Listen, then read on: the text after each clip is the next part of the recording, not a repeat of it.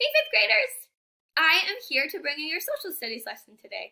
And since I like to read to an audience, Maverick is right here. He's going to be my amazing fifth grader who doesn't talk back.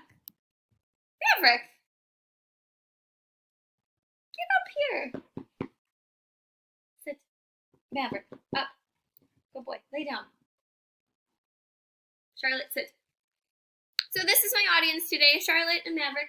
They're going to listen to me read. Say hi. Under the Quilt of Night, written by Deborah Hopkinson, illustrated by James E. Ransom. I want you to take note during this story. It's written where the adverb is highlighted at the top of the page. After we're done with this book, you are going to write an adverb poem, and I'll explain more after we're done. So, Under the Quilt of Night. Are you going to listen? Good boy. Good girl. The illustrations are gorgeous.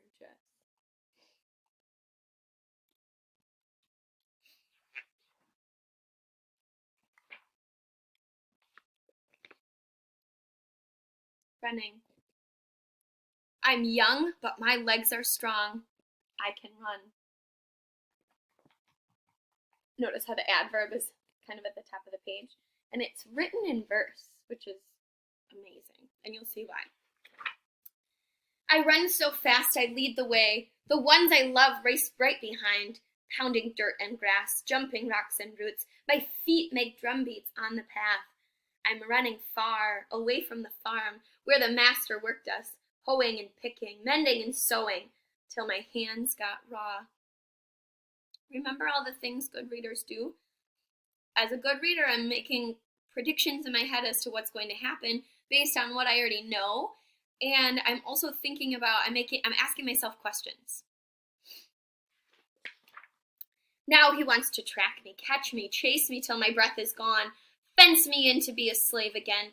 But I'll make my steps quick whispers in the dark. I'll run where he won't find me, under the quilt of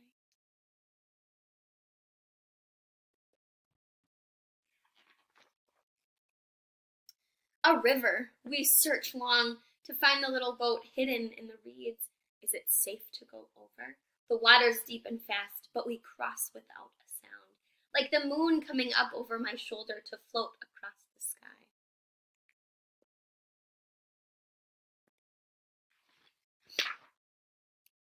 Waiting. Runaways like us must hide in daylight, so come morning we crouch in the bushes till night.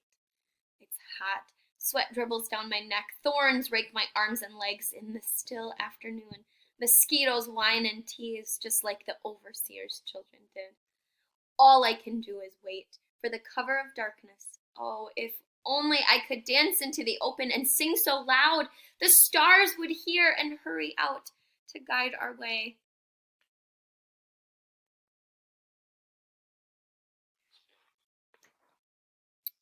Watching.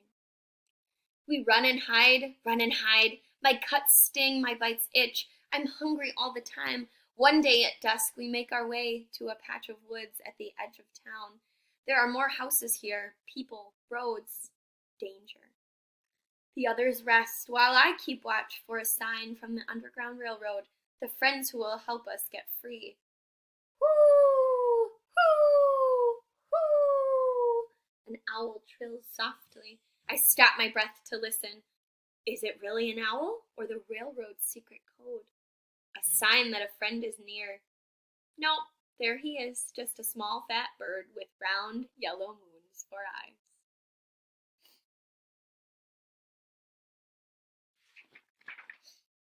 I try to be an owl myself, but my eye is hurt with watching.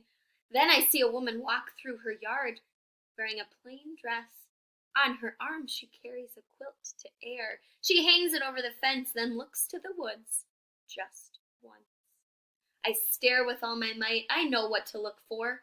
In most quilts, center squares are red for home and hearth, but these centers are a dark, deep blue.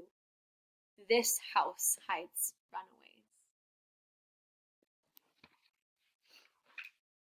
I'm brave enough to go forward first. When at last the stars are up, I pull the darkness around me and run through long wet grass. My foot trembles on the wooden step, and my knock is shivery and quick, like the beating of my heart. Who's there? Comes a voice. I swallow hard before I give the password. What if I am wrong? But I trust the quilt, so I say, the friend of a friend?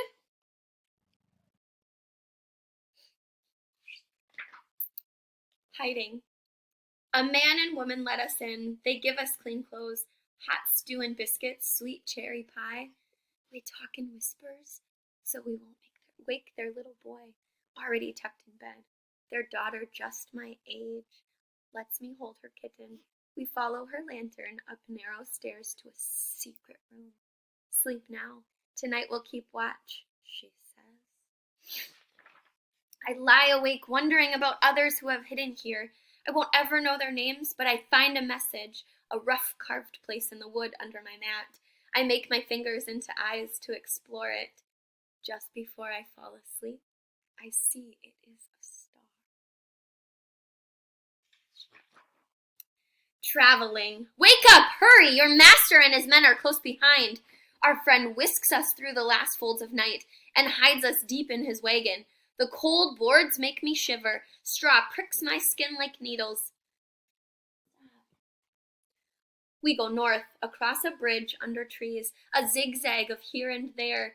We can't turn back. We would be beaten, sold away, our chances gone for good. We must go on or die. I hang on tight. Fear is so real, it lies here beside me. The wagon rattles, horses clump. Suddenly I tremble. Voices! We're caught! We're looking for runaways. What's in your wagon? Barks a voice. Eggs, sacks of grain, vegetables to sell at morning market, says our driver, smooth as honey. Search me if you like. I'm no friend of the slave. I keep still as a rock, though it feels like my heart will split, but the searchers are fooled, and at last they gallop off. Our friend laughs and cracks the reins. He calls to his horses, "Giddy up, Hope and Liberty," and the wagon rolls on. Do you think those names are on purpose, the names of the horses? Hope and Liberty. Singing. Birds wake, a rooster calls. I listen to night softly falling away. We stop at a little church deep in a piney wood. I pick the straw from my hair and rub my stiff, cramped legs. Our friend takes a stick and draws a map in the dirt of the road we'll take to Canada. These good folks will carry you on, he says. You're almost to freedom now. Over the trees, the sun comes up. The dark pines glow like gold. Freedom! I take a deep breath, and when I let go, my voice flies up in a song, my own song, of running in sunshine and dancing through fields. I'll jump every fence in my way. Look at her face.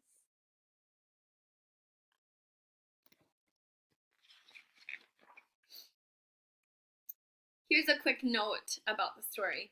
Under the Quilt of Night is an imagined journey. It is a fictitious story inspired by the Underground Railroad, and it mixes fact and folklore. The Underground Railroad, of course, was not actually underground, nor was it a railroad. It was a secret network of people who helped others to escape slavery. It was most active in the 1850s, in the years just before the Civil War.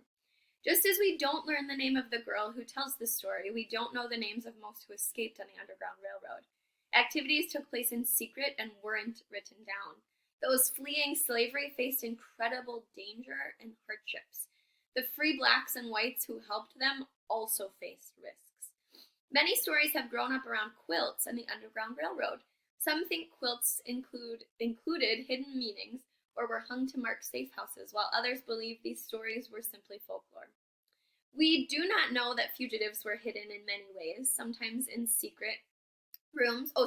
We do know that fugitives were hidden in many ways, sometimes in secret rooms or tunnels, other times in wagons with false bottoms, or simply under straw in the back of carts. We also know from songs like Follow the Drinking Gourd that enslaved people used the North Star to help them locate north, where Canada and freedom lay. In this story, the girl finds a star someone had carved in the floor as a hopeful sign of freedom. When I was a fourth grader, the author, The Underground Railroad was mentioned in just a few lines in our history textbook. Today, many books and internet sites have information about this part of our history. In communities, people are working together to remember family stories and to find and preserve Underground Railroad routes and houses. But some of our past may always be hidden